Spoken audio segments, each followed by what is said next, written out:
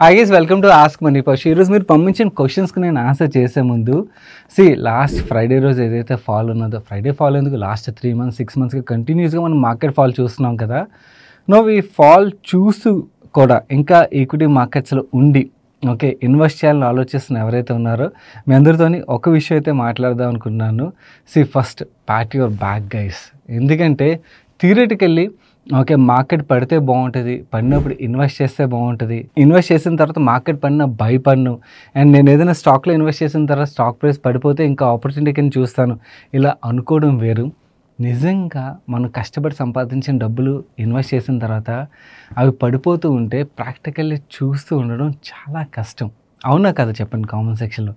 ఇది ఎంత మార్కెట్లో ఎక్స్పీరియన్స్ ఉన్నా కూడా, మనం ఎంత రీసెర్చ్ చేసినా కూడా, ఒక్కసారి మనం ఇన్వెస్ట్ చేసిన తర్వాత 1-2% వరకు ఓకే, కానీ 10-15-20% మనం కొన్న స్టాక్స్ పడిపోతున్నాయి అనుకోండి, ఆటోమేటిక్గా మన కన్విక్షన్ ఏదైతే ఉన్నదో అది కొంచెం వరకు షేక్ అవుతుంది. ఒకవేళ ఎక్కడైనా కూడా మీ కన్విక్షన్ ఎంతైనా కొంచెమైనా షేక్ అయినట్టయితే ఒక్క విషయం అయితే నేను మాట్లాడదాం అనుకున్నాను. ఈ Q3 ఏదైతే ఉన్నదో ఇది కొంచెం మీకు 2025 ఏదైతే నేను ఇన్వెస్ట్ చేసే స్టాక్స్ అని చెప్పి వీడియో చేశానో ఆ వీడియోలో బిగినింగ్లో మాట్లాడాను కదా మార్కెట్ కామెంటరీలో, ఈ Q3 మిక్స్ నెంబర్స్ మనం అయితే ఎక్స్పెక్ట్ చేయొచ్చు. దాని రిలేటెడ్గా నెంబర్స్ ఇలా వస్తాయని యాంటిసిపేషన్తో మార్కెట్లో వాలటైలిటీ అయితే కనబడుతుంది. బట్ Q4 ఆన్వర్డ్స్ మనం పాజిటివ్ నెంబర్స్ చూసే ఆస్కారం అయితే క్లియర్లీ కనబడుతుంది. భయపడద్దు గైస్. ఇయర్ 2025లో కూడా వీల్ మేక్ మనీ, డబ్బులు అయితే సంపాదిస్తాం. కాకపోతే మనం ఎలాంటి కంపెనీస్లో ఇన్వెస్ట్ చేసాం అన్న దాని మీద డిపెండ్ అయి ఉంటుంది. ఏవైతే థీమ్స్ని ఆపర్చునిటీ మ్యాసివ్గా ఉండి మంచి టైల్ విన్స్ ఇండస్ట్రీ గ్రో అవ్వడానికి ఉన్నాయో అలాంటి సెక్టర్స్ మనం పికప్ చేసి, ఆర్ అందులో ఉన్న కంపెనీస్ని పికప్ చేసి, ఆర్ అలాంటి ఫండ్స్ని మనం పికప్ చేసి ఇన్వెస్ట్ చేస్తే మాత్రం ఈవెన్ ఈ మార్కెట్లో కూడా మనం డబ్బులు అయితే సంపాదిస్తాం. మేబీ యాక్చువల్లీ అంటే లాస్ట్ కోవిడ్ తర్వాత ఏదైతే రిటర్న్స్ ఉన్నాయో అంత బ్లాక్ బస్టర్ రిటర్న్స్ అయితే మనకి ఈ సంవత్సరంలో కనబడకపోవచ్చు, but at least will make some money for sure ఈ సంవత్సరంలో. వరీ అవ్వద్దు, ఈ సంవత్సరం నష్టపోతామేమో లేకపోతే మార్కెట్స్లో పెట్టడం వేస్ట్ ఏమో అని చెప్పి అనుకున్నట్టయితే నో. ఇన్ఫ్యాక్ట్ ఈ వాలటాలిటీని ఆపర్చునిటీ కింద తీసుకోవడానికి ప్రయత్నించండి. Especially defence, power, health care, IT and అలాగే ఏవైతే ఇండస్ట్రీస్లో మనకు చాలా స్ట్రాంగ్ టైల్ విన్స్ కనబడుతున్నాయి అలాంటి కంపెనీస్ కూడా, మంచి కంపెనీస్, బాగా గ్రోత్ పాసిబిలిటీ ఉన్న కంపెనీస్ కూడా మార్కెట్ పడేటప్పుడు ఏంటంటే చాలామంది ప్యానిక్ అయిపోయి వాళ్ళు మంచి కంపెనీస్ని కూడా సెల్ చేసేస్తుంటారు. దానివల్ల ఆ కరెక్షన్ మనకి స్టాక్స్లో బాగా కనబడుతుంది అన్నమాట. అండ్ డబ్బులు ఉంటే ఈ టైంలో అక్యూములేట్ చేయడానికి ప్రయత్నించండి. ఒకవేళ లేదనుకోండి ఏం చేయక్కర్లేదు. మనం కామ్గా కూర్చుని వెయిట్ చేయడం, అంటే మీ యాప్ ఏదైతే ఉందో దాన్ని లాగిన్ చేయకుండా వదిలేయండి కొన్నాళ్ళ పాటు. ఏం కాదు, దాని తర్వాత మళ్ళీ అన్నీ బాగానే రికవర్ అవుతాయి.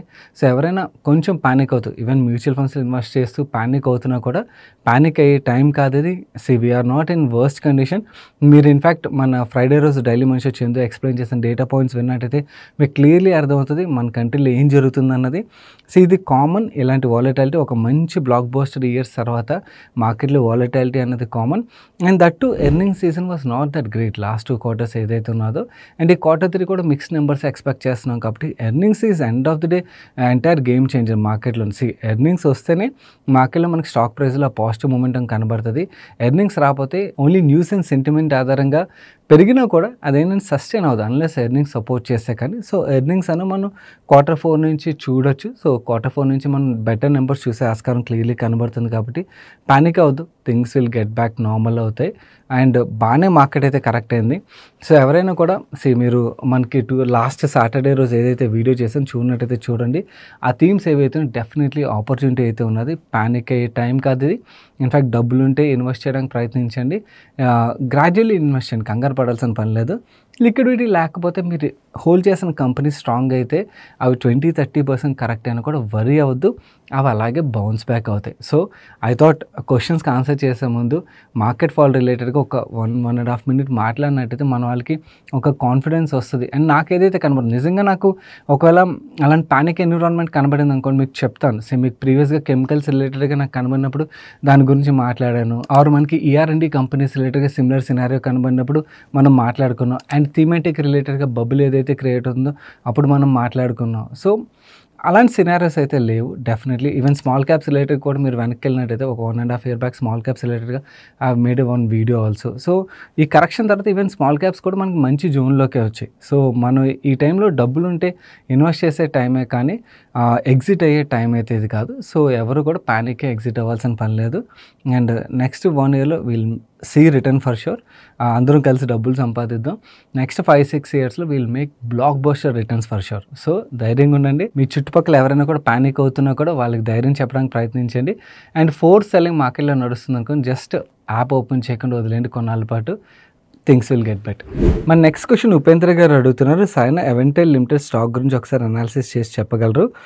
Present government is also focusing on defence sector. This stock is listed recently and it hasn't seen any big rally at. Please let us know if we can invest in this stock for better return because all the defense stocks have grown really well. Hi Upendra గారు, ఒక చిన్న correction అండి. ఈ company recently listed కాదు, NSEలో recently listed, కానీ stock అయితే ఎప్పటి నుంచో మార్కెట్లో లిస్ట్ అయి ఉన్నది. కంపెనీ పరంగా చాలా ఇంట్రెస్టింగ్ కంపెనీ. ఈ కంపెనీ గురించి నాకు యాక్చువల్లీ ఇయర్ 2017లో తెలిసింది. One of my friend Kukatpally హైదరాబాద్లోని ఇన్కోయిస్ అని ఒక ఆఫీస్ ఉంటుంది అన్నమాట. అక్కడ సైంటిస్ట్ కింద వర్క్ చేస్తాడు. సో తను కలడానికి వెళ్ళినప్పుడు ఈ ఎవెంటల్ ప్రోడక్ట్ని అయితే చూశాను. తను అడిగినప్పుడు ప్రోడక్ట్ రిలేటెడ్ చాలా పాజిటివ్ ఫీడ్బ్యాక్ ఇచ్చాడు. Even various other defence companies మేనేజ్మెంట్తో కమ్యూనికేట్ అయినప్పుడు కూడా వాళ్ళు కూడా యాక్చువల్లీ కంపెనీ రిలేటెడ్గా చాలా పాజిటివ్గానే మాట్లాడతారన్నమాట. బేసికలీ ఈ కంపెనీ తయారు చేసే ప్రోడక్ట్స్ విషయంకి వచ్చారు. వీళ్ళు సాట్కమ్, వేరే satcom products like advance microwave products, digital wireless communication products, signal processing products and అలాగే డిఫెన్స్ కమ్యూనికేషన్ ప్రొడక్ట్స్ ఏవైతే ఇవన్నీ కూడా తయారు చేస్తారు. And company has done really well. Over a long period చూసినట్టయితే కంపెనీ బాగానే పర్ఫామ్ చేసింది. అండ్ వీళ్ళు ఏం చెప్తున్నారంటే ఈ కంపెనీ ఇయర్ 2027 నుంచి వాళ్ళ నెంబర్స్లో క్వాంటమ్ జంప్ చూస్తామని చెప్పి అయితే రీసెంట్ ఏజిఎంలో మేనేజ్మెంట్ చెప్తున్నారన్నమాట. దానికి రీజన్ ఏంటంటే C4ISR సిస్టమ్స్ ఏవైతే ఉంటాయో మీరు చాలా మూవీస్లో చూసే ఉంటారు. ఇప్పుడు మీకు స్క్రీన్ మీద చూపిస్తున్నాను కదా, ఇలాంటి సిస్టమ్స్ అన్నమాట. ఇవి అడ్వాన్స్ సిస్టమ్స్. ఇవి ఇక్కడ command, control, communication, intelligence, surveillance ఇలాంటి వర్క్ అంతా జరుగుతుంది. ఈ C4ISR సిస్టమ్స్లోని one of the communication system ఏదైతే ఉన్నో దాంట్లో యూజ్ చేసే SGRs ఏవైతే ఉన్నాయో ఆ SGRs ఒక మ్యానుఫ్యాక్చరింగ్లోకి అయితే వీళ్ళు ఎంటర్ అయ్యారు. SGRs అంటే ఏంటో కూడా మీకు కొంచెం క్లియర్గా ఎక్స్ప్లెయిన్ చేయడానికి ప్రయత్నిస్తాను. బేసికలీ మనం చాలా మూవీస్లో చూసే ఉంటాం. ఇద్దరు డిఫెన్స్ ఫోర్సెస్ వాళ్ళు మాట్లాడుకోవాలంటే వైర్లెస్ డివైజెస్ ఏవైతే ఉంటాయో వాటిలో 1-to-1 ఒక ఫ్రీక్వెన్సీలో మాట్లాడుకుంటారు కదా. వేరియస్ ఫ్రీక్వెన్సీలో ఉన్నప్పుడు పీపుల్ని ఒకేసారి కమ్యూనికేట్ చేయాలంటే అవ్వదు. వాళ్ళు మల్టిపుల్ డివైసెస్ అయినా యూజ్ చేయాల్సి ఉంటుంది, లేదా డిస్కనెక్ట్ చేసి వాళ్ళతో కమ్యూనికేట్ చేయాల్సి ఉంటుంది కదా. వేరేస్ ఈ SGRస్లోని ఒకే డివైస్ని యూజ్ చేసి మల్టిపుల్ ఫ్రీక్వెన్సీలోని ఉన్న పీపుల్తో కమ్యూనికేట్ చేయొచ్చు అని అయితే చెప్తున్నారు. అండ్ ఇది అడ్వాన్స్ టెక్నాలజీ అవడం వల్ల వీటి రిలేటెడ్ చాలా మంచి గ్రోత్ ఉంటుందని. అండ్ ఇన్ఫ్యాక్ట్ ఈ SGRస్ని కమ్యూనికేట్ చేయడానికి మాత్రమే కాదు, ఈవెన్ మన డిఫెన్స్ ఫోర్సెస్ చాలా మూవీస్లో చూస్తుంటాం. ఎనిమీస్ ఒక కమ్యూనికేషన్ స్పై చేస్తుంటారు కదా, అలా స్పై చేయడానికి యూజ్ అవుతుందని. స్పై చేయడం మాత్రమే కాకుండా ఈవెన్ మన ఎనిమీస్ మాట్లాడుకునే ఏదైతే ఫ్రీక్వెన్సీ ఉంటుందో దాన్ని బ్లాక్ కూడా చేయగలమని అయితే చెప్తున్నారు. గ్లోబల్లీ SGRs ఒక మార్కెట్ ఆపర్చునిటీ చూసినట్టయితే $11 billion అండ్ మన దేశంలోని యాన్యువల్లీ 300 million ఆపర్చునిటీ సైజ్ ఉన్నట్టుగా చెప్తున్నారు. ప్రజెంట్ చూసినట్టయితే SGR స్పేస్లోని 3 players అయితే ఉన్నారు. లార్జెస్ట్ వన్ ఇస్ BL, దాని తర్వాత వీళ్ళే సెకండ్ లార్జెస్ట్ ప్లేయర్గా అయితే చెప్తున్నారు. నవి SGR శాటిలైట్ కమ్యూనికేషన్ కోసం అయితే యాక్చువల్లీ ఎక్స్పోర్ట్ చేయడానికి అవ్వదు అన్నమాట. టెరిస్ట్రియల్ కమ్యూనికేషన్కి అయితే ఎక్స్పోర్ట్ చేయడానికి కూడా అవుతుంది. సో వీళ్ళకి ఇండియన్ మార్కెట్లో మాత్రమే కాకుండా గ్లోబల్లీ కూడా ఈ ప్రోడక్ట్ రిలేటెడ్గా ఆపర్చునిటీ సైజ్ అయితే ఓపెన్ ఉన్నది. That is one of the massive ఆపర్చునిటీగా వీళ్ళు చెప్తున్నారు. సెకండ్, స్పేస్ సెక్టర్లోని వీళ్ళు గ్రౌండ్ శాటిలైట్ సర్వీసెస్ని ఆల్రెడీ ప్రొవైడ్ చేస్తున్నారు. హైదరాబాద్లో ఈ సిటీలోని వీళ్ళ ఫెసిలిటీ అయితే త్వరలో రానున్నది. ఈ ఫెసిలిటీలో శాటిలైట్ ఒక అసెంబ్లీ, టెస్టింగ్ అండ్ ఇంటిగ్రేషన్ సర్వీసెస్ని అయితే ప్రొవైడ్ చేయబోతున్నట్టుగా చెప్తున్నారు. ఇది అనదర్ గ్రోత్ ట్రిగర్గా. అండ్ థర్డ్ రీజన్, ఈ కంపెనీ 2027 నుంచి గ్రో అవడానికి వీళ్ళ health care equipment, medical devices equipment బిజినెస్లో కూడా వీళ్ళు ఎంటర్ అయ్యారన్నమాట. ఇక్కడ వీళ్ళు వెంటిలేటర్ CPAP అండ్ BPAP మీకు ఇప్పుడు ఇక్కడ స్క్రీన్ మీద చూపిస్తున్నాను కదా, ఇవి మీరు చాలా మూవీస్లో చూసే ఉంటారు. ఈ డివైసెస్ ఏవైతే ఉంటే వీటి మ్యానుఫ్యాక్చరింగ్ వీళ్ళు చేస్తున్నారు. ఇవి మాత్రమే కాకుండా ఎండోస్కోపీ ఏరియాలోని and surgical side various other డివైసెస్ని అయితే వీళ్ళు తయారు చేస్తున్నారు. ఇక్కడ 2030 కల్లా ఓన్లీ ఈ వర్టికల్ నుంచి వీళ్ళు 100 crores అయితే టాప్ లైన్ జనరేట్ చేస్తామని చాలా కాన్ఫిడెంట్గా మేనేజ్మెంట్ చెప్తున్నారు. సో ఇవన్నీ యాక్చువల్ కంపెనీ పరంగా పాజిటివ్ అన్నమాట. అంటే వీళ్ళు ప్రొడక్ట్ రిలేటెడ్గా ఎవరైతే యూజ్ చేస్తున్నారో వాళ్ళని అడిగినప్పుడు వాళ్ళ దగ్గర నుంచి కమ్యూనికేషన్ అలాగే ఉంటుంది. కంపెనీ పరంగా పాజిటివ్ కమ్యూనికేషన్. ఈవెన్ కాంపిటేటర్స్ కూడా కంపెనీ గురించి పాజిటివ్గానే మాట్లాడతారు. కానీ ప్రాబ్లం ఏంటంటే ఈ కంపెనీతో నాకు కనబడేది ఫస్ట్ రీజన్ వీళ్ళ కమ్యూనికేషన్. ఓకే. మేము ఏదైతే ఇన్ఫర్మేషన్ షేర్ చేయడానికి ప్రయత్నించామో, యాక్చువల్లీ దీని రిలేటెడ్‌గా వర్క్ చేయాలంటే చాలా చాలా టఫ్ అవుతది. ఎందుకంటే వీళ్ళు ప్రెజెంటేషన్స్ రిలీజ్ చేయరు.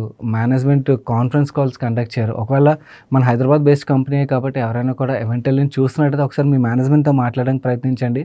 3000 క్రోర్స్ పైన మార్కెట్ క్యాప్ ఉన్న కంపెనీ, యాక్చువల్ 300, 400 క్రోర్స్ ఉన్న మార్కెట్ క్యాప్ కంపెనీలు కూడా యాక్చువల్ ఇన్వెస్టర్స్ ఇంకొంచెం బెటర్ కమ్యూనికేట్ చేస్తున్నాయి.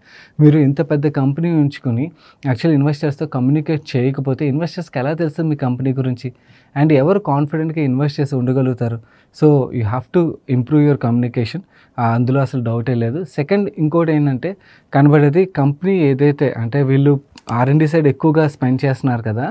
సో, ఆర్&డి సైడ్ ఎక్కువగా స్పెండ్ చేయడం ఇన్నోవేషన్ ఏదైతే ఉన్నదో అంటే మేనేజ్మెంట్ చెప్పే టైమ్‌లైన్ కన్నా కూడా జనరల్లీ అవుట్‌పుట్ ఏదైతే ఉందో దాని ఒక టైం యాక్చువల్లీ ఎక్స్టెండ్ అవ్వడం ప్రీవియస్‌గా కనబడతదనమాట. సో, ఇప్పుడు 2027 అని చెప్తున్నారు. ఎగ్జాక్ట్ టైమ్‌లైన్ కల్లా ఇలా గ్రోత్ చూస్తారా లేదన్నది అంటే ప్రీవియస్ ట్రాక్ రికార్డ్ బట్టి అదొక చిన్న క్వెషన్ మార్క్ కింద అయితే ఉండిపోతుంది. థర్డ్, వీళ్ళు ఆర్&డి స్పెండింగ్ ఈ కపుల్ ఆఫ్ ఇయర్స్‌లో చాలా స్పెండింగ్ చేస్తున్నారు. దానివల్ల మీకు బాటమ్ లైన్‌లో సిగ్నిఫికెంట్‌గా గ్రోత్ అయితే కనబడదు. So, this is another thing మీరు గుర్తుంచుకోవాలి. ఒకవేళ ఈ స్టాక్‌లో ఇన్వెస్ట్ చేయాలనుకున్నట్టయితే. Fantastic company, no doubt. Actually మీరు కంపెనీ రిలేటెడ్‌గా స్టడీ చేసిన కాంపిటీటర్స్ మాటలన్నీ ఇవన్నీ కూడా మీరు అర్థం చేసుకుంటే కంపెనీ రిలేటెడ్‌గా మనకి పాజిటివ్ వైబ్సే దొరుకుతాయి. కాకపోతే ఇయర్ 2027 నుంచి company should really do well. అంటే మధ్యలో ఏమైనా వీళ్ళకి మేజర్ ఆర్డర్స్ వచ్చాయనుకోండి, దెన్ ఆటోమేటిక్‌గా స్టాక్ ప్రైస్ పెరగడం అయితే మనం చూస్తాం. అదర్వైజ్ నెంబర్స్ అయితే యాక్చువల్ 2027 నుంచి అయితే రావచ్చని యాంటిసిపేట్ చేయొచ్చు. మన నెక్స్ట్ క్వెషన్ చందన గారు అడుగుతున్నారు. I have 2 questions. First question regarding LIC policies. As usual agent force వల్ల my father took 2 LIC policies for me in June 2018. One LIC Jeevan Labh, sum assured 10 lakhs, premium payment 16 years, policy maturity at 25 years. I am paying premium of 3,829 rupees per month. LIC money back policy, I am paying premium of 4,888 rupees per month. I've been paying these premiums from last 6 years. Post watching your videos, I took a term insurance policy for 1 crore in Feb 2023. Now I want to close these 2 LIC policies. I want to take another term insurance for 1 crore. I came to know there are 2 options for these policies. One, take surrender value 50% of paid premium. Option is convert these policies into paid up policy. Option B, convert these policies into paid up policy and leave it as it is. Can you please suggest which option is better, option A or option B? And my second question is regarding mutual fund investment. I am doing SIP in small cap, mid cap, index, flexi cap and sector themes మీద video చూసాక I started investing power, IT, banking and healthcare themes. For this I chose 2 funds in every theme just to diversify risk from AMCs. Though I am on profits in almost all the funds, my portfolio has close to 15 actively managed funds. Now my question is, large number of mutual funds లో invest చేయడం వల్ల alpha miss అవుతాం కదా, is there any flaw in my approach? Please pick my question. Yeah, 2 క్వశ్చన్స్కి answer చేస్తానండి. And మీ LIC policies రిలేటెడ్గా calculation కూడా చేసిన, క్యాలిక్యులేషన్ కూడా చూపిస్తాను. క్యాలిక్యులేషన్లోకి వెళ్ళే ముందు మీరు అడిషనల్గా టర్మ్ ఇన్సూరెన్స్ ఏదైతే తీసుకోవాలని చెప్పి ఆలోచిస్తున్నారో you can consider Axis Max Life plan. వీళ్ళు యాక్చువల్లీ ఫస్ట్ ఇయర్ ప్రీమియం మీద 12% డిస్కౌంట్ ఆఫర్ చేస్తున్నారు. అండ్ 1 crore సమ్ అష్యూర్డ్ ఎవరైతే తీసుకుంటారో కొన్ని ఏజ్ గ్రూప్ వాళ్ళకి 592 రూపీస్ పర్ మంత్ ప్రీమియంకే వీళ్ళు ఆఫర్ చేస్తున్నారు అన్నమాట. అండ్ అలాగే వీళ్ళ క్లెయిమ్ సెటిల్మెంట్ రేషియో కూడా 99.65% క్లెయిమ్ సెటిల్మెంట్ రేషియో ఉన్నది. అండ్ ఒకవేళ ఇన్స్టెంట్ పేఅవుట్ కావాల్సిన సినారియోస్లోని 2 lakh రూపీస్ వరకు ఎక్స్పెన్సెస్ మేనేజ్ చేయడం కోసం ఇన్స్టెంట్ పేఅవుట్ రిలేటెడ్ ఫెసిలిటీని కూడా ఆఫర్ చేస్తున్నారు. అండ్ 64 క్రిటికల్ ఇల్నెస్లు కవర్ చేస్తూ ట్యాక్స్ బెనిఫిట్ ఎనీవేస్ మనకి ప్రతి టర్మ్ ఇన్సూరెన్స్లో కూడా వస్తుంది. ఆ tax benefit, accidental death and disability benefit and అలాగే zero cost term insurance option అని చెప్పి మనకి మ్యాక్స్ లైఫ్ పాలసీలో ఉంటుంది కదా. సేమ్ యాక్సిస్ వాళ్ళు ఎక్వైర్ చేసిన తర్వాత సేమ్ పాలసీలో ఫీచర్స్ అన్నీ కూడా అవే కంటిన్యూ అవుతున్నాయి. మిగిలిన వ్యూవర్స్ కూడా ఎవరైతే టర్మ్ ఇన్సూరెన్స్ యాడ్ చేయాలనుకుంటున్నారో యాక్సిస్ మ్యాక్స్ లైఫ్ ఒక ప్లాన్ ఏదైతే ఉంటుందో దాన్ని కన్సిడర్ చేయండి. చాలా ఫీచర్స్, మంచి క్లెయిమ్ సెటిల్మెంట్ రేషియోతో పాటు ఇవన్నీ కూడా ఆఫర్ చేస్తున్నారు. కింద కామెంట్ సెక్షన్ లింక్ ఉంచుతాను, వెంటనే మీ టర్మ్ ఇన్సూరెన్స్ ప్లాన్ తీసుకోవడం అయితే మర్చిపోకండి. నా కమింగ్ టు మీ క్వశ్చన్ విషయంకి వచ్చేసరికి, ఫస్ట్ ఎల్ఐసి జీవన్ లాభ్ విషయంకి వచ్చేసరికి 2 ఆప్షన్స్ కన్సిడర్ చేసామండి. ఆప్షన్ 1 అంటే ఇప్పుడు ఇమీడియట్గా సరెండర్ చేసే ఆప్షన్ ఏదైతే ఉన్నదో అలా సరెండర్ చేసి మీరు మ్యూచువల్ ఫండ్స్లో ఇన్వెస్ట్మెంట్ చేశారనుకుంటే అప్రాక్సిమేట్లీ మనం 12% రిటర్న్ ఎక్స్పెక్ట్ చేస్తే మనకి అరౌండ్ 35,43,000 రూపీస్ అయితే వస్తుంది. అదే మీరు ఆప్షన్ 2 ఇచ్చారు కదా, ఆప్షన్ 2 బట్టి మనం కన్సిడర్ చేసామనుకోండి పేడ్ అప్ వాల్యూ అండ్ అలాగే ఇన్వెస్ట్మెంట్ ఏదైతే ఉన్నదో దాన్ని మ్యూచువల్ ఫండ్స్లో మీరు కంటిన్యూ చేస్తే అప్రాక్సిమేట్లీ 30 lakhs వరకు అయితే వచ్చే ఆస్కారం కనబడుతుంది. సో ఈ ఎల్ఐసి జీవన్ లాభ్ విషయంకి వచ్చేసరికి ఇమీడియట్ సరెండర్ చేయడం ఆప్షన్ ఏదైతే ఉందో దట్ ఈస్ అ బెటర్ ఆప్షన్గా అయితే మనకు కనబడుతుందండి. నువ్వు ఎల్ఐసి మనీ బ్యాక్ పాలసీ విషయంకి వచ్చేసరికి ఇక్కడ ఆప్షన్ 2 మేము క్యాలిక్యులేట్ చేయలేకపోయాం, ఎందుకంటే మీరు ఆల్రెడీ క్యాష్ ఫ్లోస్ అయితే తీసుకుని ఉంటారు కదా. సో అందు గురించి ఆప్షన్ 1 కన్సిడర్ చేసినట్టయితే మనకి అప్రాక్సిమేట్లీ 51 lakhs అయితే వర్కౌట్ అవుతుంది. ఇక్కడ కూడా నన్ను అడిగినట్టయితే ఇమీడియట్ సరెండర్ ఆప్షన్ ఏదైతే ఉందో that is a better option అవుతుంది. సో 2 పాలసీలోనే మీరు ఇమ్మీడియట్ సరెండర్ ఆప్షన్ ఏదైతే ఉందో దాన్ని చూస్ చేసుకోవడం అయితే బెటర్ అవుతుంది. కమింగ్ టు మీ మ్యూచువల్ ఫండ్ పోర్ట్ఫోలియో విషయంకి వచ్చేసరికి ఈచ్ కేటగిరీలో 2 ఫండ్స్ అన్నది చాలా ఎక్కువ అండి. ఓకే, అవసరం లేదు. ఆల్రెడీ మనం ఏఎంసీ విధంగా డైవర్సిఫై చేయాలంటే లెట్స్ సే స్మాల్ క్యాప్లో ఒక ఏఎంసీ తీసుకున్నారనుకోండి, లెట్స్ సే హెల్త్ కేర్లో వేరే ఏఎంసీలో ఇన్వెస్ట్ చేయండి. కానీ ఒకే కేటగిరీలో 2 ఏఎంసీలు డైవర్సిఫై చేయడం టూ మచ్ డైవర్సిఫికేషన్ అనమాట. That's not right. So at least మీరు ఇంకొక 6-7 ఫండ్స్ని అయితే కట్ డౌన్ చేయడానికి ప్రయత్నించండి. That would be better. అంటే ఇన్ని ఫండ్స్ ఉన్నప్పుడు ఏమవుతుందంటే డెఫినెట్లీ మీకు ట్రాకర్స్ కూడా చాలా ఎక్కువ అయిపోతాయి అన్నమాట. అండ్ ట్రాక్ చేయడం కూడా కష్టం అవుతుంది, అన్నెసరీ అదొక తలనొప్పి. So personally actually 5 to 6 funds are ideal. కొన్నిసార్లు మనం టాక్టికల్ కాల్స్ అంటే థీమాటిక్ కాల్స్ తీసుకున్నాం కూడా ఆ టైంలో 7-8 వెళ్ళినా పర్లేదు, కాకపోతే మీరు ఎగ్జిట్ కూడా తీసుకోవాలి. థీమాటిక్లో మనకి ఎంట్రీ కాదు ఎగ్జిట్ ఆప్షన్ కూడా ఇంపార్టెంట్. సో ఎగ్జిట్ రిలేటెడ్ కూడా మీ నాలెడ్జ్ని అయితే పెంచుకోవడానికి ప్రయత్నించండి. Special power is a good thing, but power రిలేటెడ్గా నెక్స్ట్ 3-4 years అయితే మనకు గ్రోత్ పాసిబిలిటీ ఉన్నది. కానీ ఎంట్రీతో పాటు పవర్ ల్యాండ్ సెక్టర్స్ నుంచి ఎగ్జిట్ ఈజ్ ఆల్సో ఇంపార్టెంట్. మీకు ఫార్మా ఐటీ విషయంకి వచ్చి పెద్దగా వరీ అవ్వకలే, కానీ పవర్ ల్యాండ్ సెక్టర్లో అయితే entry and exit is also very very important role play చేస్తుంది. అండ్ ట్రిమ్ డౌన్ అయితే చేయడానికి ప్రయత్నించండి. మీరు పంపించిన నెక్స్ట్ క్వశ్చన్కి ఆన్సర్ చేసే ముందు స్మాల్ రిమైండర్ గైస్, వీడియోలో షేర్ చేసిన ఇన్ఫర్మేషన్ నచ్చి ఇప్పటివరకు లైక్ చేయడం మర్చిపోయినట్టయితే వీడియోని తప్పకుండా లైక్ చేయడం మర్చిపోకండి. అండ్ అలాగే మీకు కూడా ఏదైనా క్వశ్చన్ మమ్మల్ని అడగాలనిపించినట్టయితే కింద కామెంట్ సెక్షన్లో #AskMoneyPerson రాసి మీ క్వశ్చన్ డీటెయిల్గా రాసినట్టయితే మీ క్వశ్చన్స్ మాకు రీచ్ అవుతాయి. అండ్ ఇంకొకటి, చాలామంది నేను ఈ స్టాక్ని ఇప్పుడు బై చేయాలా సెల్ చేయాలా అని చెప్పి ఇలాంటి క్వశ్చన్స్ ఎక్కువగా రాస్తున్నారు. దాని మళ్ళీ రిమైండర్లు కూడా పెడుతున్నారు, రిమైండర్ 3 రిమైండర్ 4 అని చెప్పి. బై ఆర్ సెల్ కాల్ ఎలా ఇవ్వగలం, కంపెనీ రిలేటెడ్గా ఇన్ఫర్మేషన్ అయితే ఇవ్వగలం. We don't offer buy or sell related calls అన్నమాట. మీరు కంపెనీ రిలేటెడ్ మీకు తెలిసిన ఇన్ఫర్మేషన్ ఏదైతే అది ఒకవేళ రాయగలిగినట్టయితే రాయడానికి ప్రయత్నించండి. ఆర్ కంపెనీ రిలేటెడ్గా మీరు ఏమైనా ఇన్ఫర్మేషన్ అడిగినట్టయితే నేను షేర్ చేయగలుగుతాను రీసెర్చ్ చేసి. సో మీకు డీటెయిల్స్ అయితే షేర్ చేయగలం, కానీ buy or sell has to be your call అన్నమాట. సో అలాంటి సింగిల్ లైన్ క్వశ్చన్స్ కాకుండా మీ వ్యూ ఏదైతే ఉన్నదో అది కూడా ఆ కామెంట్స్లో యాడ్ చేసినట్టయితే ఇంకొంచెం బెటర్ అవుతుంది. మన నెక్స్ట్ క్వశ్చన్ హర్ష అడుగుతున్నారు. మేము రీసెంట్గా చిన్న ఎలర్జిక్ రియాక్షన్ వల్ల హాస్పిటల్కి వెళ్ళాం, ఎమర్జెన్సీ వార్డ్కి. ఇలా వెళ్ళడం second time. Last time 1 month back కూడా అయింది. అక్కడ ఇన్సూరెన్స్ ఉందా అని చెప్పి అడిగారు. ఉంది అని చెప్పాం అంతే. They advise us to shift to HGU, second to ICU. We're thinking whether to do so or not. They have pressurised us using social pressure, health concern etcetera. We admitted anyways. At the time we clearly understood they all excited because we have insurance and they looked at it as a opportunity to get more money. As I understood it, and we got discharged because we also felt we were in stable condition. How to avoid this kind of conditions in hospital and stay safe from hospital scams? Yes, మీరు notice చేసింది అయితే చాలా correct అండి. And actual చాలా danger సిచ్యువేషన్లో అయితే ఉన్నాం. Insurance లేకపోతే ఫైనాన్షియలీ ట్రబుల్లో పడతాం, ఇన్సూరెన్స్ ఉంటే హెల్త్ రిలేటెడ్గా వీళ్ళు ఏం చేసేస్తారని అయితే ప్యానిక్ సిచ్యువేషన్ అయితే ఉన్నది. చాలామంది డాక్టర్స్ అండ్ అలాగే హాస్పిటల్ యాజమాన్యం ఒప్పుకోకపోవచ్చు, కానీ గ్రౌండ్ రియాలిటీ అయితే ఇదే. ఇన్సూరెన్స్ సమస్య చాలా ఎక్కువ ఉన్నదనుకోండి, ఒక భయం ఏమేస్తుందంటే లేని సర్జరీలు, అవసరం లేని సర్జరీస్ అవి చేసేస్తారేమో అని చెప్పి ఒక ఫియర్ కూడా ఉన్నది. గ్రౌండ్లో చాలా వరకు అలాంటివి జరుగుతున్నాయి కూడా.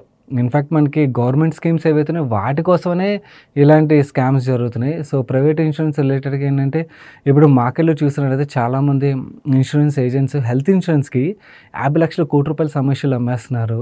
సో అలాంటివి చూస్తే నాకు ఇంకా భయం వస్తుంది. అంటే ఒక 1 కోటి రూపాయల సమస్య పాలసీ డాక్యుమెంట్ని మీరు హెల్త్ ఇన్సూరెన్స్ ఉన్నదని తీసుకెళ్తే ఒక గ్రీడీ హాస్పిటల్ దగ్గరికి వెళ్తే వాళ్ళు అవసరం లేని సర్జరీ చేసేసి ఆ డబ్బుల్ని తీసేసుకున్నారనుకోండి, డబ్బులు సంగతి పక్కన పెడితే అన్నెసరీ హెల్త్ రిలేటెడ్గా లైఫ్ లాంగ్ సఫర్ అవ్వాలి కదా. So this is biggest risk అయితే క్లియర్లీ కనబడుతుంది. దీన్ని మిటిగేట్ చేయడం కోసం అని చెప్పి యాక్చువల్లీ నేను తీసుకున్నప్పుడు దీన్ని మిటిగేట్ చేయడం గురించి అని కాదు, నేను తీసుకున్నప్పుడు నాకు ప్రీమియం రిలేటెడ్గా అడ్వాంటేజ్ ఉండేది అన్నమాట. సో అందు గురించి నేను తీసుకున్నాను. నా బేస్ పాలసీ ఏదైతే ఉన్నదో బేస్ పాలసీ సమ్ అష్యూర్డ్ తక్కువ ఉంటుంది. వేరేస్ నా టాపప్ పాలసీ ఏదైతేనో దాని సమ్ అష్యూర్డ్ చాలా ఎక్కువగా ఉంటదనమాట. నేను తీసుకున్నప్పుడు యాక్చువల్లీ ప్రీమియం అడ్వాంటేజ్ ఉండేది. బట్ ఇప్పుడు ఇన్సూరెన్స్ కంపెనీ స్మార్ట్‌గా గమనించేసాయి. సో, ఆ ప్రీమియం అడ్వాంటేజ్ అయితే మనకు దొరకట్లే కానీ ఇలా తీసుకోవడం వల్ల ఒక అడ్వాంటేజ్ ఏమవుతుందంటే మనకి ఏదైనా హెల్త్ రిలేటెడ్ కండిషన్ వచ్చిందనుకోండి, ప్రాబ్లమ్ వచ్చిందనుకోండి, హాస్పిటల్‌కి వెళ్ళగానే వాళ్ళు మీ దగ్గర పాలసీ ఉన్నదంటే నా బేస్ పాలసీ సబ్మిట్ చేస్తాను. దాంట్లో 5,00,000 10,00,000 ఏదైతే సమ్ అష్యూర్డ్ ఉంటదో అది వాళ్ళకి కనబడతది. ఆ 5,00,000 అయిపోయిందనుకోండి. ఓకే. అయిపోయిన తర్వాత మనకు టాపప్ పాలసీ ఏదైతే ఉన్నదో అది ట్రిగ్గర్ అవుతదనమాట. సో, నేను యాక్చువల్లీ అంటే క్లెయిమ్ రిలేటెడ్‌గా హర్డిల్స్ ఉండకూడదని చెప్పి బేస్ పాలసీ, టాపప్ పాలసీ 2 కూడా ఒకే ఇన్సూరెన్స్ కంపెనీదే తీసుకున్నాను. సో, బేస్ సమ్ అష్యూర్డ్ అయిపోయిన తర్వాత టాపప్ సమ్ అష్యూర్డ్ ఏదైతే ఉంటదో అది వస్తుంది. సో, ఇనీషియల్‌గా మనం సబ్మిట్ చేసేటప్పుడు ఆ ఇనీషియల్ సమ్ అష్యూర్డే కనబడతది. ఇలా కొంతవరకు మిటిగేట్ చేయడానికైతే ట్రై చేశాను. ఐ డోంట్ నో ఎంతవరకు ఇవన్నీ వర్కౌట్ అవుతాయో తెలీదు గానీ రియల్లీ గ్రౌండ్‌లో అయితే మాత్రం ఈ కన్సర్న్ అయితే ఉన్నది. We have to be doubly sure. So, అందుకని తెలిసిన డాక్టర్స్ ఆర్ మనకు తెలిసిన వాళ్ళకి తెలిసిన డాక్టర్స్ ఇలా వెళ్ళడం ఆల్వేస్ బెటర్. అన్నోన్ డాక్టర్స్ దగ్గరికి వెళ్తే మాత్రం డెఫినెట్లీ అన్నోన్ హాస్పిటల్‌కి వెళ్తే ఈ రిస్క్ అయితే ఉన్నది. మన నెక్స్ట్ క్వశ్చన్ రమేష్ గారు అడుగుతున్నారు. My brother is blind and he follows you. Whenever you see the chat which is displayed he gets disappointed. Oh! I'm really sorry అండి. నెక్స్ట్ టైం నుంచి దాన్ని ఇంకా బెటర్ వేలో ఎలా కమ్యూనికేట్ చేయాలో గుర్తుపెట్టుకొని ట్రై చేస్తాను for sure. His life span is very short. I want to keep him happy for rest of his life. He strongly believes Indian IT sector does well in near future. Please answer this question. Yeah, even I believe so అండి.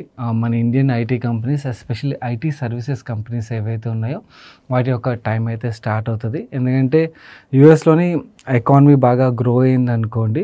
So, ఆటోమేటిక్గా మన Indian IT companies కూడా orders అయితే flow start అవుతుంది. So, next couple of years US మార్కెట్లోనైతే ఆ positive traction మనం చూడొచ్చు. సో, ఆటోమేటిక్గా అది మన ఇండియన్ ఐటీ కంపెనీస్లో ఎస్పెషల్లీ ఐటీ సర్వీసెస్ కంపెనీస్ ఏవైతున్నాయో వీటిలో మనకు కనబడుతుంది. మీ బ్రదర్ ఒక అసెస్మెంట్ ఏదైతే ఉన్నదో he is absolutely right. I by his point. ఈ ఐటీ కంపెనీస్లో కూడా ఐటీ సర్వీసెస్ కంపెనీస్ మీద ఫోకస్ చేయమని చెప్పండి. ఐటీ ER&D కంపెనీస్ కూడా చాలా మంచి గ్రోత్ ఉంటుంది. కాకపోతే currently they are facing few headwinds అన్నమాట. సో, దానివల్ల అక్కడ రికవరీ ఇమీడియట్గా కనబడకపోవచ్చు. బట్ ఐటీ సర్వీసెస్ కంపెనీస్లో అయితే మాత్రం మంచి గ్రోతే చూస్తాం. So, mid cap IT companies ఏవైతే ఉంటే ఆ ఐటీ సర్వీసెస్ కంపెనీస్ వీటి మీద ఫోకస్ చేయడానికి ప్రయత్నించండి.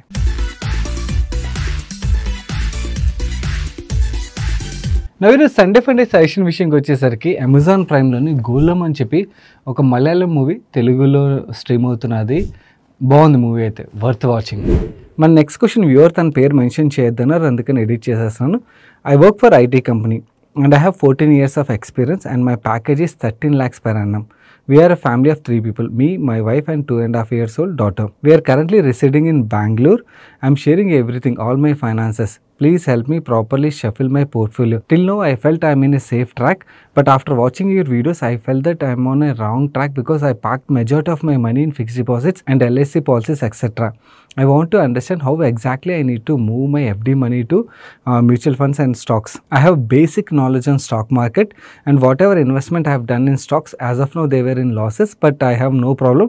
My target is still 2030. I'm planning to take health insurance and term insurance next year for my entire family, and my goal is to retire from IT company when I reach 45 years. I have approximately 10 years of work life and I want to generate good lump sum amount for next 10 years, around 10 to 15 crores. After reaching 45 years, I'll consider working as a teacher in a small private school. Even if I'm unpaid, that is okay for me. Even if I underpaid, that's okay for me, just for my regular expenses.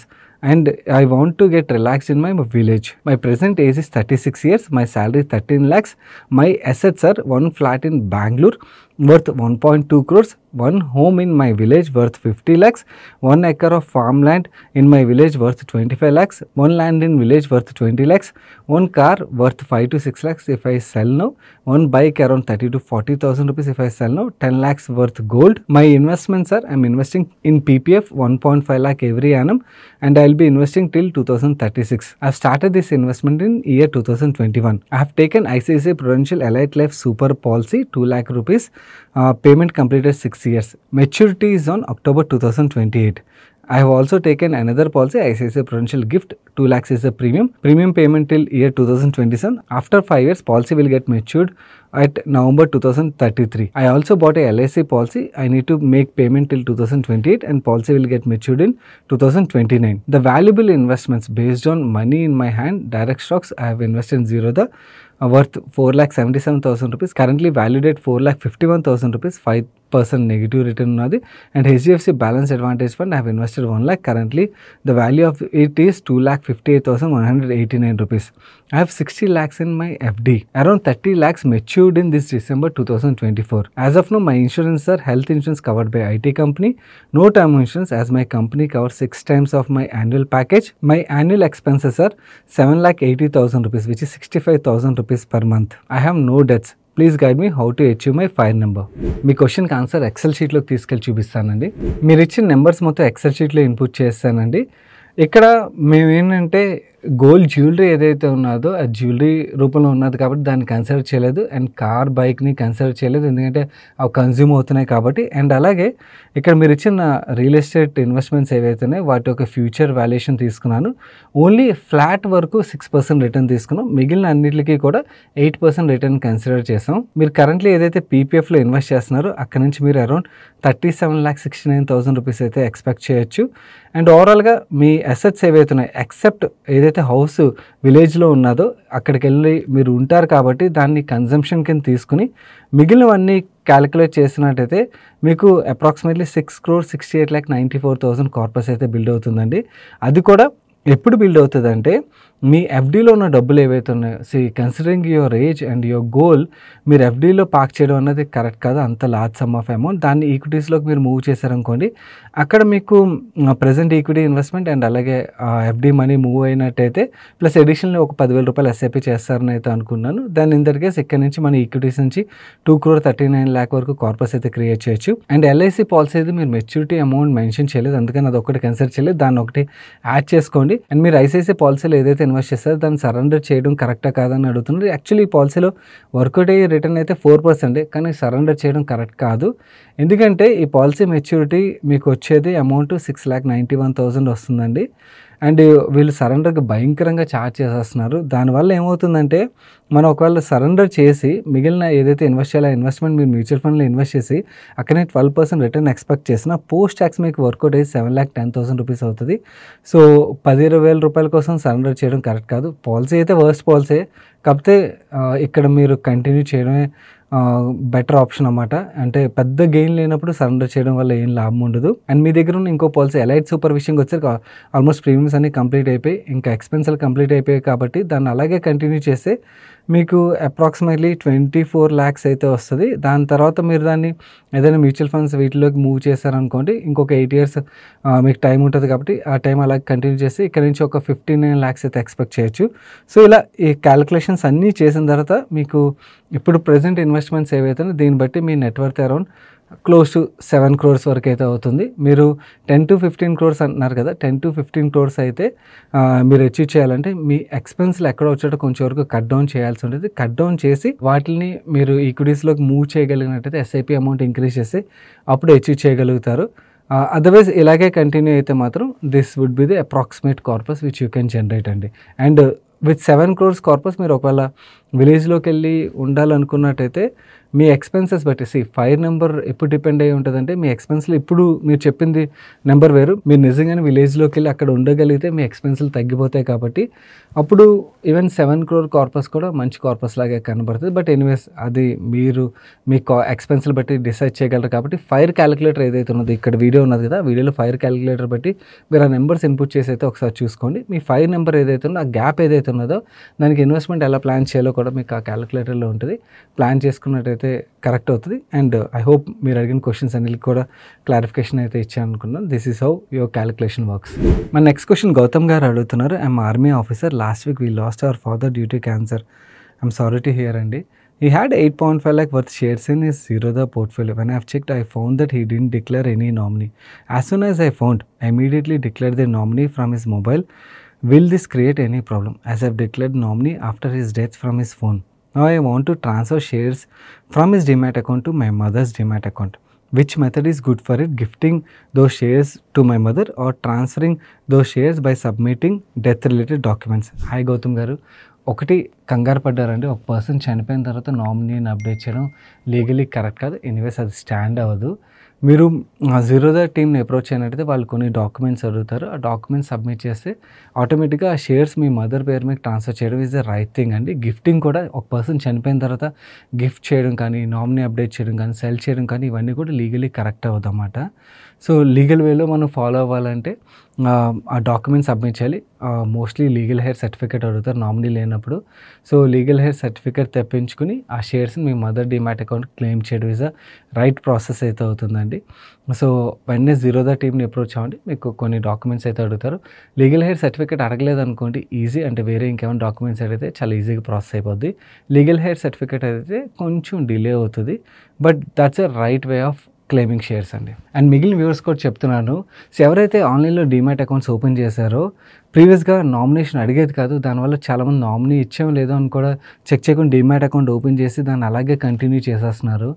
ఏదైనా risk జరిగినప్పుడు dependence చాలా suffer అవ్వాల్సి వస్తుంది. Legal heir certificate రిలేటెడ్గా ఏదైనా complication వచ్చింది అనుకోండి, కోర్టుల చుట్టూ వాళ్ళు తిరగాల్సి వస్తుంది. అది చాలా పెద్ద తలనొప్పి అయిపోతుంది. సో నా రిక్వెస్ట్ ఏంటంటే, నేను మీకు హోంవర్క్ ఇస్తున్నాను, తప్పకుండా చేయడానికి ప్రయత్నించండి. ఈ సండే రోజు ఈ వీడియో చూస్తున్నప్పుడే ఓకే, మీ డీమ్యాట్ అకౌంట్ ఓపెన్ చేసి నామినేషన్ ఉందో లేదో ఒకసారి చెక్ చేయండి. ఓకే, నామినేషన్ ఉన్నట్టయితే కింద కామెంట్ సెక్షన్లో కామెంట్ చేయండి, నామినీ ఉన్నది నేను చెక్ చేశాను, ఐ హావ్ చెక్డ్ అని కామెంట్ చేయండి. ఒకవేళ నామినీ లేని పక్షంలో అప్డేట్ చేయండి అండ్ అప్డేటెడ్ మై నామినీ అని చెప్పి కామెంట్ చేయండి. నేను కామెంట్ చేయమని ఎందుకు అడుగుతున్నానంటే, కామెంట్ చేయాలనైనా కూడా చెక్ చేస్తాం, లేదంటే చూడొచ్చులే అని ఇగ్నోర్ చేసేస్తాం. ఇది తర్వాత చేయొచ్చు కదా, కంపల్షన్ కానప్పుడు ఏమవుతుందంటే మనం దాన్ని పోస్ట్పోన్ చేసేస్తుంటాం. అలా పోస్ట్పోన్ చేయకుండా అడుగుతున్నాను. సో ఈ సండే తప్పకుండా చెక్ చేసి కింద కామెంట్ చేయండి. మన నెక్స్ట్ క్వశ్చన్ మణిధర్ అడుగుతున్నారు. హాయ్ సన్న, please share your view on Innova Captab. Very good CDMO company అండి. యాక్చువల్ రీసెంట్ IPO, మీకు IPO వీడియో చూసినా కూడా చాలా వరకు ఇన్ఫర్మేషన్ దొరుకుతుంది. అండ్ ఈవెన్ నవంబర్లోని ఒక ఆస్క్ మనీ క్వశ్చన్లో కూడా ఆన్సర్ చేశాను. యాక్చువల్లీ దాని లేటెస్ట్ అప్డేట్స్ ఏవైతే మీరు ఇక్కడ ఐ బటన్లో నా వీడియో చూసినా కూడా తెలుస్తుంది. దాని తర్వాత మీకు అప్డేట్స్ షేర్ చేయాలంటే వీళ్ళు జమ్మూ ఫెసిలిటీ ఏదైతే ఉన్నదో అది కమర్షియలైజ్ అవుతుందని చెప్తున్నారు కదా Q3లోని. మోస్ట్లీ కమర్షియలైజ్ అయిపోయి ఉండాలి. మనకి నెంబర్స్ వచ్చిన తర్వాత దీని రిలేటెడ్ క్లారిటీ వస్తుంది. ఈ జమ్మూ ఫెసిలిటీ నుంచి నెక్స్ట్ ఇయర్ వీళ్ళు అప్రాక్సిమేట్లీ 500 crores అయితే టాప్ లైన్ ఎక్స్పెక్ట్ చేస్తున్నారు. అండ్ నెక్స్ట్ 5 yearsలో 1200 నుంచి 1300 crores రెవెన్యూ ఈ జమ్మూ ఫెసిలిటీ నుంచే మేనేజ్మెంట్ ఎక్స్పెక్ట్ చేస్తున్నారు. అండ్ మార్జిన్స్ కూడా బాగా బెటర్ అవుతాయని అయితే చెప్తున్నారు జమ్మూ ఫెసిలిటీ స్టెబిలైజ్ అయిన తర్వాత. ఎందుకంటే ప్రెసెంట్ వీళ్ళ మార్జిన్స్ ఏవైతే ఉన్నాయో 14 to 15% మార్జిన్ ఉన్నది, అది 17% వరకు ఇంక్రీజ్ అవుతుందని అయితే మేనేజ్మెంట్ చెప్తున్నారు. అండ్ వీళ్ళు 2023లో ఒక కంపెనీని అక్వైర్ చేశారు. ఆ కంపెనీ కూడా బెటర్ అవుతుంది నెంబర్స్, అండ్ అక్కడి నుంచి కూడా మార్జిన్స్ బెటర్ అవుతాయని అయితే మేనేజ్మెంట్ కామెంట్ చేస్తున్నారు. యాక్చువల్లీ వీళ్ళు IPO టైంలో చాలా డెట్ క్లియర్ చేస్తామని చెప్పారు. డెట్ క్లియర్ చేశారు, కానీ జమ్మూ ఫెసిలిటీ రిలేటెడ్గా వీళ్ళు ఒక 230 crores టర్మ్ లోన్ అయితే తీసుకున్నారు. దీనికి ఇక్కడ వీళ్ళకి ఇంట్రెస్ట్ సబ్వెన్షన్ స్కీమ్ కింద 6% అయితే దొరుకుతుంది. సో వీళ్ళ పాకెట్ నుంచి పే చేస్తే 2 to 2.5% ఇంట్రెస్ట్ మాత్రమే పడుతుందన్నమాట. అండ్ కంపెనీ యొక్క మేనేజ్మెంట్ వీళ్ళ రెవెన్యూస్ నెక్స్ట్ 3 yearsలో డబుల్ అవుతాయని అయితే లాస్ట్ కాన్ఫరెన్స్ కాల్ ఏదైతే ఉంటుందో మీరు ట్రాన్స్క్రిప్ట్ ఒకసారి చదవడానికి ప్రయత్నించండి. ఆ టైంలో కామెంట్ చేశారు. సో డెఫినెట్లీ నెంబర్స్ డబుల్ చేశారనుకుని స్టాక్ ప్రైస్లో కూడా చాలా మంచి గ్రోత్ అయితే మనం ఎక్స్పెక్ట్ చేయొచ్చు. ఇన్ఫాక్ట్ మేనేజ్మెంట్ ఒక కామెంట్ తర్వాత స్టాక్ ప్రైస్లో మనకి చాలా మంచి గ్రోత్ కనబడింది. రీసెంట్ కరెక్షన్లో కొంచెం కరెక్ట్ అవుతుంది. సో మంచి కంపెనీస్ యాక్చువల్లీ మనకి CDMO కంపెనీస్ ఏవైతే ఉంటాయి, ఈ CDMO కంపెనీస్ని అయితే ఒకసారి చూడడానికి ప్రయత్నించండి. మనకి ఫార్మా రిలేటెడ్గా ఆల్రెడీ మనకి పాజిటివ్ అప్ ట్రెండ్ అయితే కనబడుతుంది లాస్ట్ 1 yearగా. మనం లాస్ట్ 1 yearలో చూసినట్టయితే హైయెస్ట్ రిటర్న్ ఇచ్చిన సెక్టర్ ఫార్మా అన్నమాట. నో అప్ ట్రెండ్ అయితే కంటిన్యూ ఆస్కారం క్లియర్లీ కనబడుతుంది. అప్ ట్రెండ్లో మనకి బేసికలీ CDMO కంపెనీస్ అవ్వచ్చు, బ్రాండెడ్ జనరిక్ కంపెనీస్ అవ్వచ్చు, వీళ్ళందరూ కూడా బాగా బెనిఫిట్ అయితే పొందుతారు. సో వీళ్ళకి CDMO బిజినెస్ ఉన్నది అండ్ అలాగే బ్రాండెడ్ జనరిక్ బిజినెస్ కూడా ఉన్నది. అండ్ మోస్ట్లీ IPO వీడియోలో మీకు మోస్ట్ ఆఫ్ ద డీటెయిల్స్ దొరుకుతాయి కాబట్టి నేను ఎక్కువ టైం తీసుకోవట్లేదు. మీరు ఒకసారి IPO వీడియో చూడండి, మీకు almost company related latest IPO కాబట్టి మోస్ట్ ఆఫ్ ద ఇన్ఫర్మేషన్ అయితే దొరుకుతుంది. మన నెక్స్ట్ క్వశ్చన్ సుబ్బు అడుగుతున్నారు. Please suggest us how to invest in startups. I got one type from YouTube. Can you please explain about it? And స్టార్టప్స్లో ఎలా invest చేయాలో explain చేస్తాను. దానికన్నా ముందు చాలామంది తెలుసో తెలియకో సోషల్ మీడియాలో ప్రమోషన్స్కి అయితే బలైపోతున్నారు ఇక్కడ.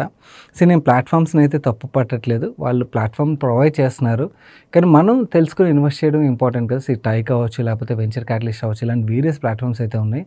ఇక్కడ మీకు ఈజీగా ఇన్వెస్ట్ చేసే స్టార్టప్స్ ఏవైతే అవైలబుల్గా ఉంటాయో అక్కడ మీ వాల్యుయేషన్ అనేది చాలా ఎగ్జాబరెంట్ వాల్యుయేషన్స్ అన్నమాట. మీరు ఎప్పటికీ అలా ఇన్వెస్ట్ చేసినట్టయితే డబ్బులైతే సంపాదించరు, గుర్తుంచుకోండి. సో ఇలాంటి ఈజీగా ఇన్వెస్ట్ చేసే స్టార్టప్ ఇన్వెస్టింగ్ ఏదైతే ఉందో దీని నుంచి ఎంత దూరంగా ఉంటే అంత మంచిది నన్ను అడిగినట్టయితే. The best way of startup investing ఏంటో తెలుసా? ఒకటి, మనకు తెలిసిన ప్రమోటర్స్ ఎవరైనా కూడా వాళ్ళ కంపెనీ రన్ చేస్తున్నారు, వాళ్ళకి ఈక్విటీ క్యాపిటల్ రైజ్ చేస్తున్నారు అనుకోండి, అలాంటప్పుడు ఇన్వెస్ట్ చేయడం. కాకపోతే అందరికీ ఇలాంటి ప్రమోటర్ నెట్వర్క్ ఉండడం చాలా కష్టం కదా. The other way of doing it is AIFs ఉంటాయి అన్నమాట. మనకి ఆల్టర్నేటివ్ ఇన్వెస్ట్మెంట్ ఫండ్స్ ఉంటాయి, స్టార్టప్స్లో ఇన్వెస్ట్ చేసేవి. ఆ ఏఎఫ్స్లో ఇన్వెస్ట్ చేయాలి. నువ్వు ఏఎఫ్స్లో ఇన్వెస్ట్ చేయాలంటే అమౌంట్ ఏదైతే ఉన్నదో అది చాలా లార్జ్ సైజ్లో ఉంటుంది, చిన్న చిన్న అమౌంట్స్ అవ్వదు. వేరియస్ కంపెనీస్ ఏఎఫ్స్ని అయితే రన్ చేస్తుంటాయి.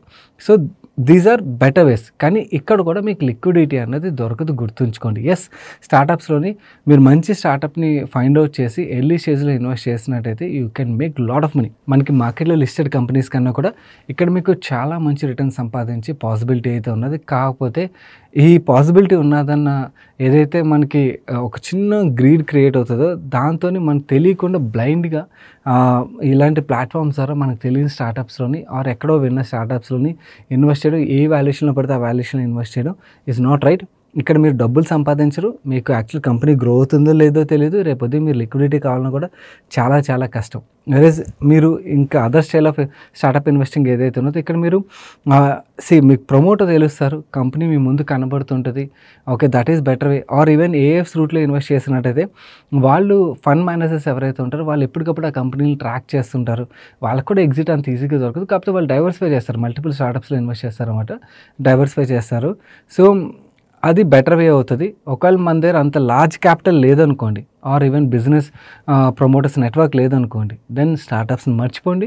ఓకే, డైరెక్ట్ స్టాక్స్లో ఇన్వెస్ట్ చేయండి, ఇక్కడ కూడా మనం మంచి రిటర్న్ సంపాదిస్తాం. ఒకవేళ డైరెక్ట్ స్టాక్స్ రిలేటెడ్ రీసెర్చ్ వెళ్ళినట్టయితే ఈవెన్ మ్యూచువల్ ఫండ్స్లో ఇన్వెస్ట్ చేసినా కూడా మన బిహేవియర్ రైట్ వేలో ఉండి ఓకే మనం లాంగ్ టర్మ్కి హోల్డ్ చేయగలిగినట్టయితే ఈక్విటీస్లో ఇన్వెస్ట్ చేస్తే చాలు, you will make lot of money. మనం కంగారు పడిపోయి కొత్త కొత్త ప్రొడక్ట్స్ అని చెప్పి మన వేరియస్ అన్నోన్ ప్రొడక్ట్స్లోకి వెళ్ళి అన్నెసరీ మనం కష్టపడి సంపాదించిన డబ్బుల్ని బర్న్ చేయడమే తప్పించి విల్ నాట్ క్రియేట్ వెల్త్ అన్నమాట. మనకు తెలిసిన వాటిలోని తెలిసిన కంపెనీస్లో ఇన్వెస్ట్ చేసినప్పుడు విల్ మేక్ మనీ, గుర్తుంచుకోండి. మన నెక్స్ట్ క్వశ్చన్ బాలాజీ గారు అడుగుతున్నారు, Sai sir please explain Comfort Com Trade stock, it's emergency. తెలియక అడుగుతున్నాండి, అసలు అంత ఎమర్జెన్సీ దేనికండి? Okay fine. ఈ కంపెనీ గురించి మీరు అడిగిన తర్వాత నేను చెక్ చేశాను, నాకు కనబడుతుంది ఏంటి పాజిటివ్స్ ఏంటి నెగిటివ్స్ ఏంటి రెండు చెప్తాను. ఒకటి, ఎస్ ప్రమోటర్ స్టేక్ అయితే పెరుగుతున్నది అండ్ స్టాక్ 1 రూపీ PE మల్టిపుల్లో ట్రేడ్ అవుతున్నది. నా 1 PE మల్టిపుల్లో ట్రేడ్ అవుతుందని చెప్పి ఆ స్టాక్లో మనం ఇన్వెస్ట్ చేసేలాం కదా. కంపెనీ ఒక టాప్ లైన్ మీరు చూసినట్టయితే 80-90 crores, ఇన్ఫ్యాక్ట్ ఒక టైంలో 150 crores కూడా టాప్ లైన్ చూసిన కంపెనీ ఇప్పుడు 32 కోట్లు చేస్తుంది. ఎస్, వీళ్ళ ప్రాఫిట్ ఆఫ్టర్ ట్యాక్స్ నెంబర్ పెరిగింది, కానీ ప్యాట్ నెంబర్ పెరగడానికి వీళ్ళ ఎక్స్పెన్స్లు కట్ చేయడం వల్ల ప్యాట్ నెంబర్ పెరుగుతుంది. ఇలాంటి కంపెనీస్లోని ఓన్లీ మనం స్క్రీనర్లో కనబడిన నెంబర్స్ ఆధారంగా ఇన్వెస్ట్మెంట్ రిలేటెడ్ డెసిషన్స్ తీసుకోకూడదు. మీకు పర్సనల్ ఏమైనా తెలిసినట్టయితే అంటే వీళ్ళు గ్రోత్ రావడానికి ఏమైనా మీకు ఇమీడియట్ ట్రిగర్స్ కనబడడం కానీ, మేనేజ్మెంట్ చేంజ్ రిలేటెడ్గా లేకపోతే కొత్త ప్రోడక్ట్ రిలేటెడ్గా ఆర్ కొత్తగా బ్రాంచెస్ ఓపెన్ చేస్తారు అక్కడి నుంచి గ్రోత్ వస్తుందని ఇలాంటివన్నీ మీకు తెలిస్తే అప్పుడు ఇలాంటి కంపెనీలో ఇన్వెస్ట్ చేయడం కరెక్ట్. కానీ ఎప్పుడైనా కూడా మనకి క్లియర్లీ మనకి సేల్స్లో డ్రాప్ కనబడుతుంది అండ్ మనకి ఎటువంటి ఇన్ఫర్మేషన్ లేదనుకోండి, ఓన్లీ ప్రమోటర్ బై చేస్తున్నారనో లేకపోతే మనకి PE మల్టిపుల్ ఆధారంగా చీప్గా కనబడుతుందనో స్టాక్స్లో బ్లైండ్గా అయితే ఇన్వెస్ట్ చేయకూడదు. నాకైతే స్క్రీన్ ఆధారంగా నేను చూసినట్టయితే మాత్రం నాకు ఎటువంటి పాజిటివ్ ట్రిగర్ అయితే కనబడలేదు. అన్లెస్ మీకు ఏమైనా ఇన్ఫర్మేషన్ బియాండ్ దట్ తెలిస్తే అప్పుడు డెసిషన్ తీసుకోవడానికి ప్రయత్నించాను తప్పించి nothing looks exciting in this company. మన నెక్స్ట్ క్వశ్చన్ తెలుగు ఎంటర్టైన్మెంట్ అనే హ్యాండిల్ నుంచి వచ్చింది. హాయ్ సార్, 1 year బ్యాక్ నేను గోల్డ్ ETFలోని సిప్ చేశాను, 2 months బ్యాక్ సెల్ చేశాను. బట్ అయినా కూడా ఎవ్రీ మంత్ డీమ్యాట్ అకౌంట్లోంచి అమౌంట్ అయితే కట్ అవుతుంది, ETFస్లోకి వెళ్తుంది. దీన్ని ఎలా స్టాప్ చేయాలి ప్లీజ్ చెప్పండి. అండ్ చాలా సింపుల్. మీరు SIP చేసినప్పుడు మ్యాండేట్ ఇచ్చుంటారు మీ బ్రోకర్ దగ్గర కానీ లేకపోతే మీ బ్యాంక్ అకౌంట్లో కానీ, డెఫినెట్లీ SIP మ్యాండేట్ ఏదైతే ఇచ్చారో దాన్ని స్టాప్ చేయాలన్నమాట.